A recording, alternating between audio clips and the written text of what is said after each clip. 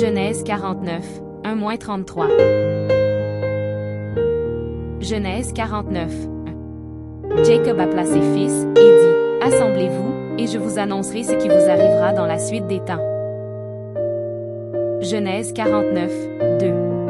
Rassemblez-vous, et écoutez, fils de Jacob. Écoutez Israël, votre père. Genèse 49, 3. Ruben, toi, mon premier-né, ma force et les prémices de ma vigueur, supérieur en dignité et supérieur en puissance. Genèse 49, 4. Impétueux comme les eaux, tu n'auras pas la prééminence. Car tu es monté sur la couche de ton père, tu as souillé ma couche en y montant. Genèse 49, 5. Siméon et Lévi sont frères, leurs glaives sont des instruments de violence.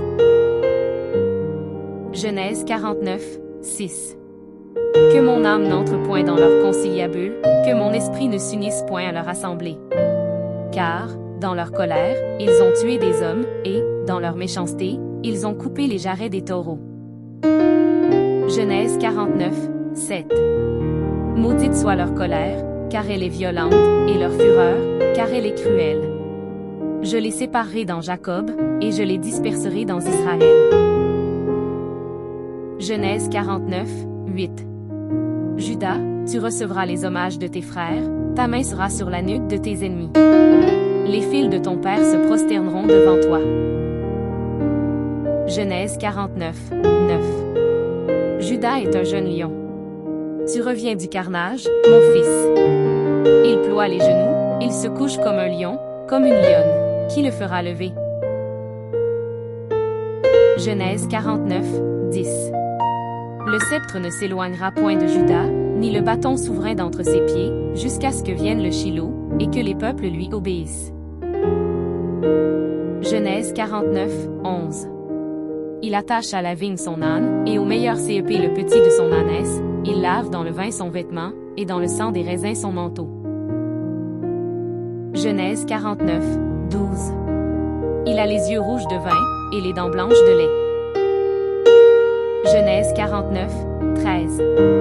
Zabulon habitera sur la côte des mers, il sera sur la côte des navires, et sa limite s'étendra du côté de Sidon. Genèse 49, 14. Issachar est un âne robuste, qui se couche dans les étables. Genèse 49, 15. Il voit que le lieu où il repose est agréable, et que la contrée est magnifique, et il courbe son épaule sous le fardeau, il s'assujettit à un tribut. Genèse 49, 16. Dan jugera son peuple, comme l'une des tribus d'Israël. Genèse 49, 17. Dan sera un serpent sur le chemin, une vipère sur le sentier, mordant les talons du cheval, pour que le cavalier tombe à la renverse. Genèse 49, 18. J'espère en ton secours, ô Éternel. Genèse 49, 19. Gad sera assailli par des bandes armées, mais il les assaillira et les poursuivra. Genèse 49, 20. Azer produit une nourriture excellente, il fournira les mets délicats des rois. Genèse 49, 21. Nephtali est une biche en liberté, il profère de belles paroles. Genèse 49, 22. Joseph est le rejeton d'un arbre fertile, le rejeton d'un arbre fertile près d'une source, les branches s'élèvent au-dessus de la muraille. Genèse 49, 23. Ils l'ont provoqué, ils ont lancé des traits, les archers l'ont poursuivi de leur haine. Genèse 49, 24. Mais son arc est demeuré ferme, et ses mains ont été fortifiées par les mains du puissant de Jacob. Il est ainsi devenu le berger, le rocher d'Israël. Genèse 49, 25.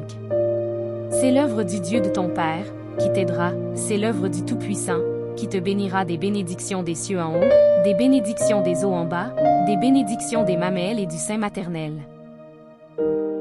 Genèse 49, 26. Les bénédictions de ton Père s'élèvent au-dessus des bénédictions de mes pères jusqu'à la cime des collines éternelles, qu'elles soient sur la tête de Joseph, sur le sommet de la tête du prince de ses frères. Genèse 49, 27. Benjamin est un loup qui déchire. Le matin, il dévore la proie, et le soir, il partage le butin. Genèse 49, 28. Ce sont là tous ceux qui forment les 12 tribus d'Israël.